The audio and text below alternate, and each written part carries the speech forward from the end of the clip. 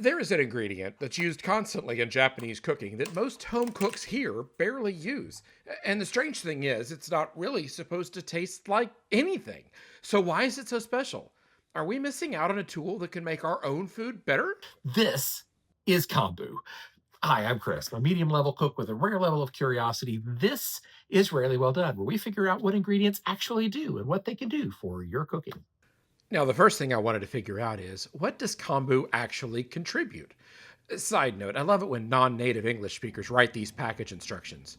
Dried kelp surface layer of frost. It is the plant alkaloid. After weathering a substance called mannitol, harmless at all. Do not mistakenly think that layer of white frost salt precipitation or moldy phenomenon. What? In other words, the white powdery stuff on there is nothing to worry about. Kombu is a dried sheet of seaweed. Apparently, you're supposed to add it to liquids and give it time. So let's start with the simplest question. Can kombu give flavor to water? And will it taste like seaweed? I'm giving this one about 30 minutes before I give it a try. Okay. Kind of gives me an ocean note there, but it's subtle. It just tastes rich and savory, kind of like a broth. But not like seaweed. Not like anything, really. And that invisible change is basically the entire reason kombu exists. So, how do I get the best from it? Well, I'll try two additional approaches with heat. I'll boil one and do a gentle heat with the other. When you're done, you're supposed to remove the kombu, but more on that in a minute.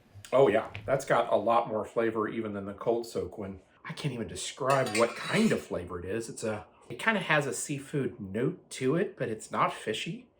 It's just a little bit salty, a little bit just rich. Yeah, you have to try it for yourself.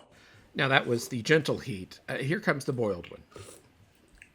Yeah, I think if you extracted it with boiling water like this one was, people would notice the seafoody taste if it wasn't covered up by a lot of stronger flavors, but this still works. It's good.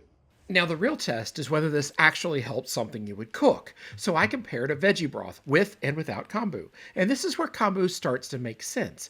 The goal is not for someone to taste the kombu. The goal is for the broth to feel more complete, like it has a little more depth, like it had more time to develop. I heated both, of course. Gonna try the normal. Tastes like a veggie broth. And now for the kombu version. Oh, Adding kombu for the simmer made a noticeable difference. there's a little something extra here that really highlights this. Nice. I don't even know how to describe what it is. It's different, but it's got more fullness, more richness, it's a lot more appetizing. But can it improve everyday food? Well, beans are a great test because they absorb the flavors that are around them. And this is where kombu starts looking less like a specialty ingredient and more like a cooking tool. You add it, you let it contribute, and then remove it. I split up a can of beans with a little extra water and did a side by side comparison here because, science. Ha. But will it taste better in the pot with the kombu? Oh, yeah.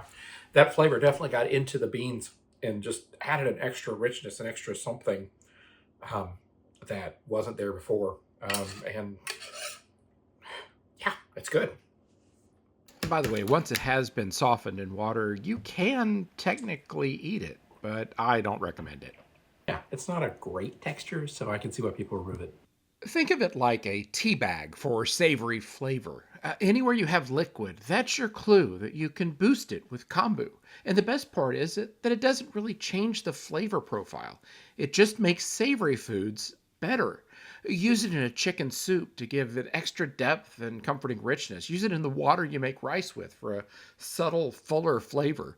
Use it in the milk that you use for your mashed potatoes. It adds a surprising extra something. Now, you're not adding kombu because you want your food to taste like kombu.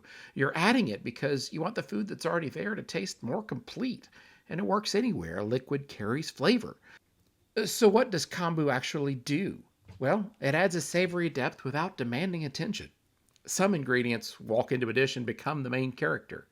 But sometimes the best ingredient is the one that does its job and gets out of the way. Kombu does just that. Now, if you'd like to try it for yourself, check out the links in the description. Now, you go fix something.